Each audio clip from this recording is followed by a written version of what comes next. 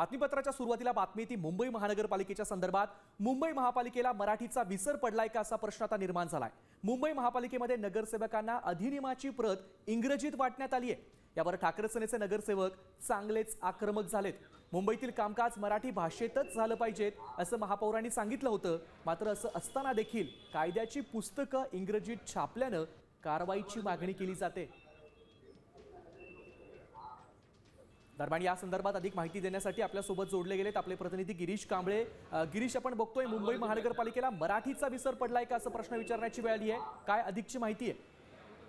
आज खरं तर पालिकेचं सभागृह होतं आणि यावेळी जे काही नियम पुस्तिका आहे ती वाटली जात होती। मात्र ही प्रत आहे ती इंग्रजीत होती, त्यामुळे मुंबई महानगरपालिकेला मराठीचा विसर पडलाय का असा प्रश्न उपस्थित केला जातो। आणि या सगळ्या संदर्भात ठाकरे गटाचे नगरसेवक आहेत ते सभागृहात आक्रमक झालेत। मुंबई महानगरपालिकेच्या कायद्याचं पुस्तक केवळ इंग्रजीमध्ये का, मराठीत का नाही असा प्रश्न या ठिकाणी उपस्थित करण्यात आला। कारण ज्या कायदा आहे 1988चा त्यानुसार जे प्रशासन चालतं त्या कायद्यात मराठीत कामकाज झालं पाहिजे अशा पद्धतीची माहिती। मात्र अद्यापही जी काही नियम पुस्तिका आहे त्याची नक्कीच धन्यवाद दिलेल्या अधिक माहितीसाठी। आपण बघतोय मुंबई महानगरपालिकेमध्ये आता ठाकरे सेनेचे नगरसेवक आक्रमक झालेत।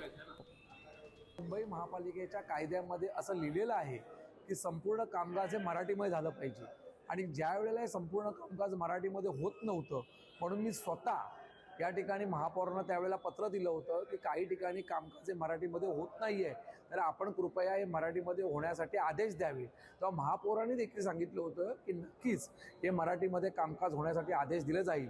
परंतु आज जेव्हा नगरसेवकांना ही पुस्तिका वाटली गेली तेव्हा आम्ही जेव्हा बघितलं तेव्हा पुन्हा एकदा आश्चर्यचकित झालेलो आहे की इंग्रजीमध्ये ही पुस्तिका संपूर्ण बनवलेली आहे।